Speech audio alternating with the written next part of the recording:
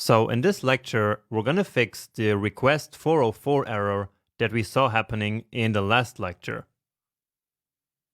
And so as we saw in the last video, the problem here is that during the fetch, there was a 404 error, which is because our API couldn't find any country with this name.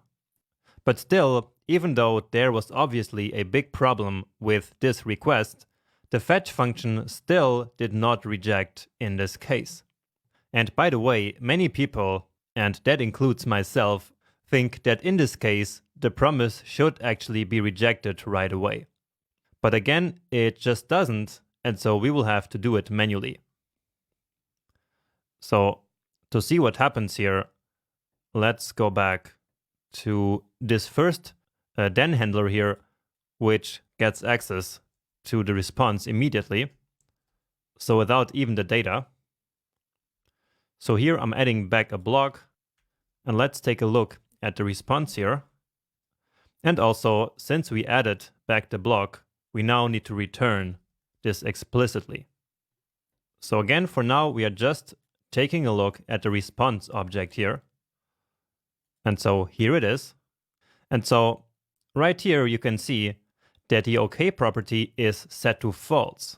And so the reason for that is, of course, the status code 404. Now, when the request goes well, and so that's what's going to happen when I click here. So then if we take a look at the response, OK is true, and that's because status is 200. And so 200 literally stands for OK.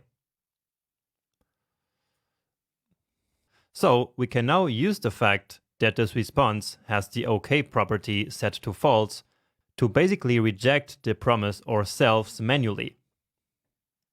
All right? So we can do that by creating a new error. So we can say if there is no response.ok, or in other words, if response.ok is false, then we write throw new error, and then here we can define an error message. So let's write a very logical message here, which is country not found.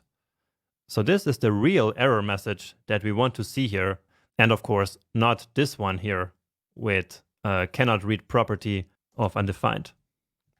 And here we can then also take the status code and display it as well. So this 404 in this case. Let's just wrap it here into parentheses. And OK.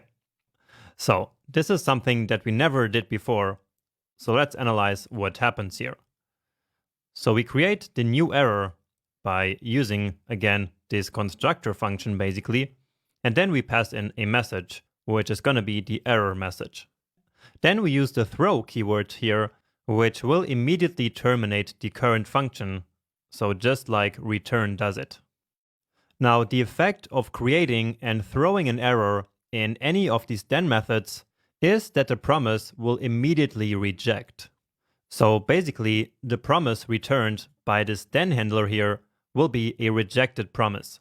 And that rejection will then propagate all the way down to the catch handler, which we already have set up here. And so now if we would try to reload this, and actually let's do that. So now this error message that we created here, so that's country not found 404.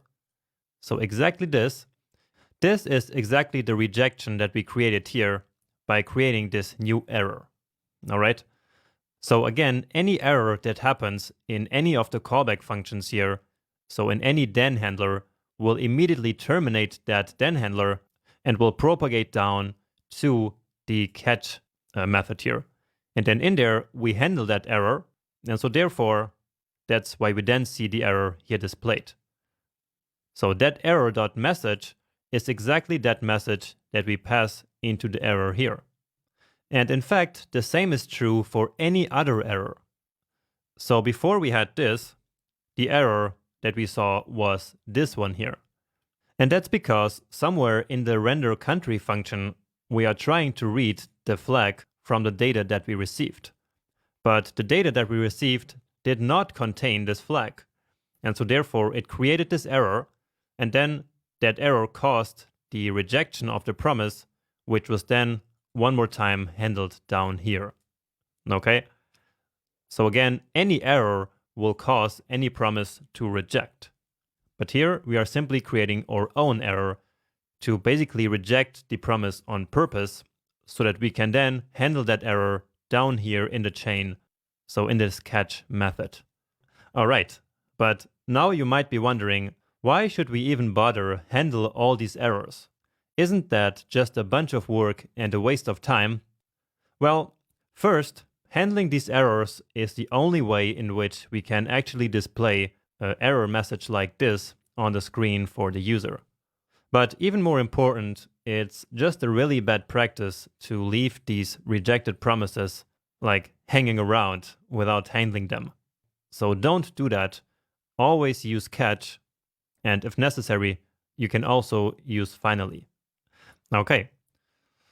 And now, again, what if there was no error here in this promise? So if we got no problem in this one here, but then we got a problem in the second fetch. So let's say that we don't do this, and so we have a reasonable country, which is Portugal, when we click on the button.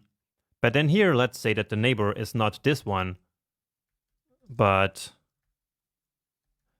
this country code, which I'm sure does not exist. And so now there is going to be a rejection in this promise, right? So we get another error here. In this case, it's a 400 error, which means something else. But in any case, the error is not handled. So we now need to go ahead and copy this code here also into this then handler. Let's actually do that, even though we know it's a bad practice and we need to fix this later. Okay. And so now we get the error message that we want. So again, country not found, and this time with the code 400. But now, of course, we have all this duplicate code here. So we shouldn't have this here. And in fact, even all of this is kind of repetitive. It's really, if you think about it, the same code as this one. And so now I think that it's a good time to actually create ourselves a really nice helper function. And this helper function will wrap up the fetch, the error handling, and also the conversion to JSON. Because in my opinion, it's really a bit cumbersome to having to do all these steps all the time. So having the fetch and then having to convert that response to JSON and only then being able to handle it, right? So instead, we will basically encapsulate all of this here into one nice function. So let's do that. And I'm going to call it getJSON. So basically, because it gets data and it immediately converts it to JSON. Now, what do we need here as parameters? Well, for sure, we need the URL. And so for now, that's okay here. So let's get, or actually we can just write it.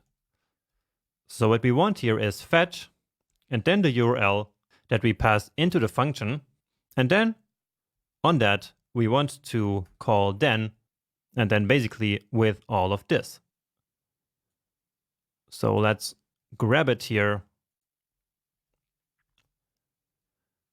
And of course, we are missing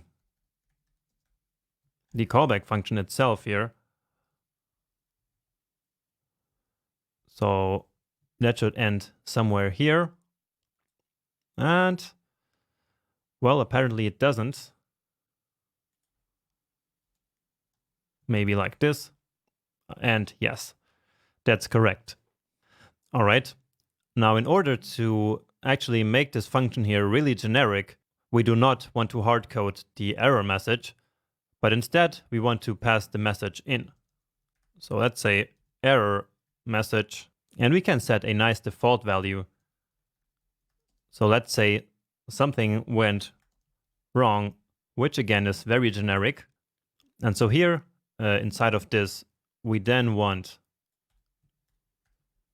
the error message that we pass in and along with response.status. Okay, and now all we need to do is to return all of this.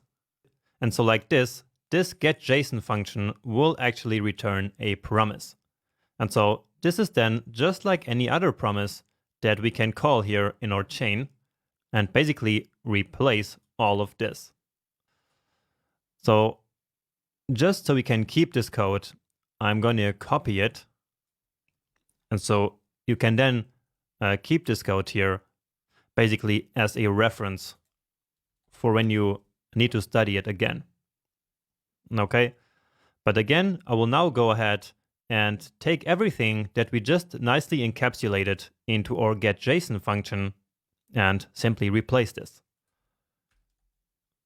So getJSON, and then the URL is this one, and the error message is country not found. All right, and so now we can take away all of this. So this is already in our getJSON function, and so we don't need this. All right, and now the same down here. Instead of fetch, we can get JSON, and then we don't need this then here. And again, the error message is country not found. Okay, and so let's get rid of this. All right, so let's check here. And indeed, we get, again, country not found with code 400 because of this one. So that's working great, but there's still one more thing that we need to do, which is to handle the fact that sometimes there might be no neighbor.